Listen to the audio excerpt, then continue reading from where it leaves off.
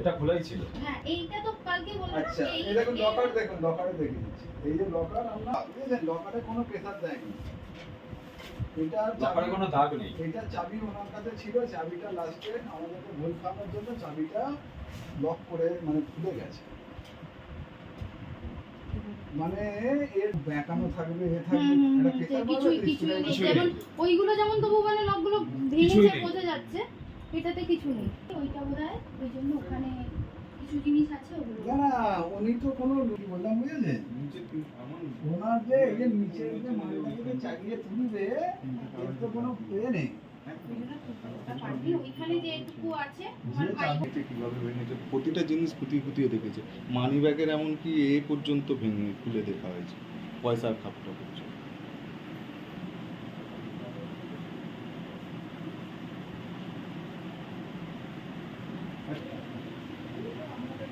হয়েছে বলতে আমার মার্চ মাসে বিয়ে হয়েছে। আমার দাদা থাকে চেন্নাইতে।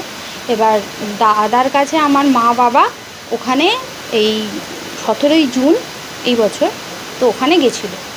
আর আমি আর আমার হাজব্যান্ড দুজনে মাঝে মাঝে এসে বাড়িতে দেখাশোনা করে যেতাম। দেখাশোনা বলতে ওই এসে 1 ঘন্টা রইলাম, একটু ঘরটরগুলো দেখলাম, দেখে এইটুকু করেছি। তো 4 থেকে 5 বার আমরা এসেছি এই মানে এই 3 মাসের মধ্যে।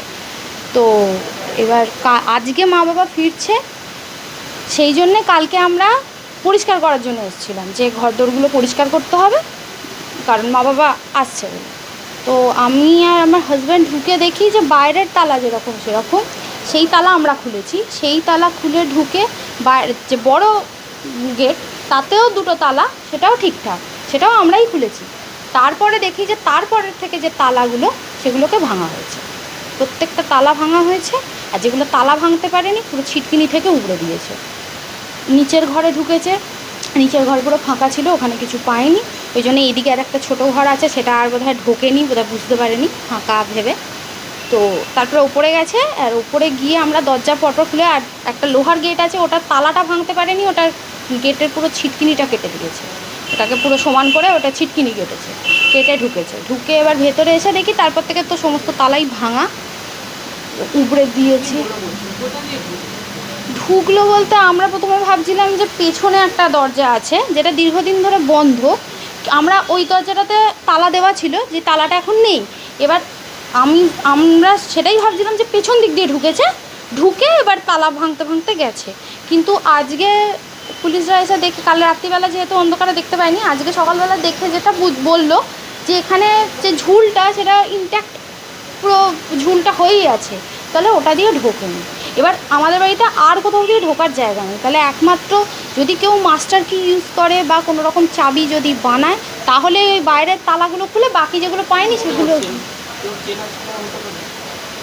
দেখুন আমার এখন এই মুহূর্তে কিছুই আইডিয়া আসছে না, আমি সত্যি আমার মানে মাথায় কাজ করছে না, কারণ বাড়ি যেভাবে লণ্ডভণ্ড হয়ে পড়ে আছে। আমি কালকে থেকে ঢুকে থেকে এখন অবধি জিনিসপত্র, এমনিতে গয়না ছিল, আমার বৌদির বিয়ের গয়না ছিল সেইটা গেছে, আমার মায়ের গয়না ছিল যাবতীয় যা সেটা গেছে, মায়ের লাখ টাকার ওপর টাকা ছিল সেটা গেছে, বাবার টাকা ছিল সেটা গেছে, আমার নিজস্ব কিছু টাকা ছিল, কিছু সে সামান্য টাকাই ছিল 4-5 হাজার টাকা, সেটা গেছে।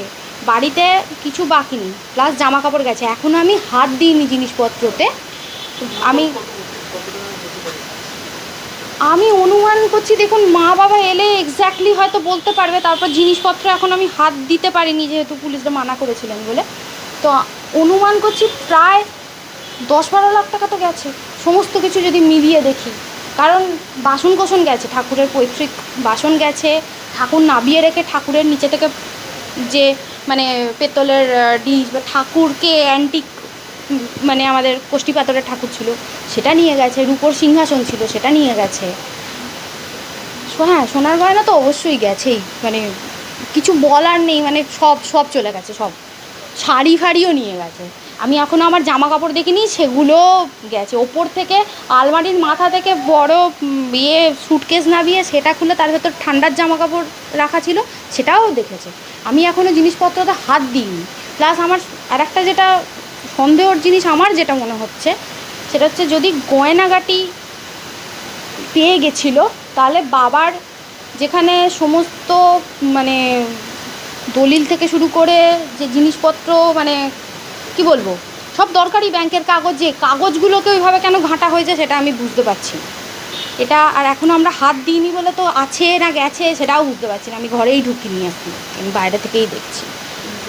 তো হ্যাঁ, পুলিশ তো কালকে রাত্রিবেলা একবার এসেছিলো, কালকে দেখে গেছে। আজকে সকালবেলা এসেছিলো, রাত্রিবেলা অতটা মানে বাইরেগুলো বুঝতে পারেনি বলে ওই এন্ট্রেন্সটা দেখবে বলে।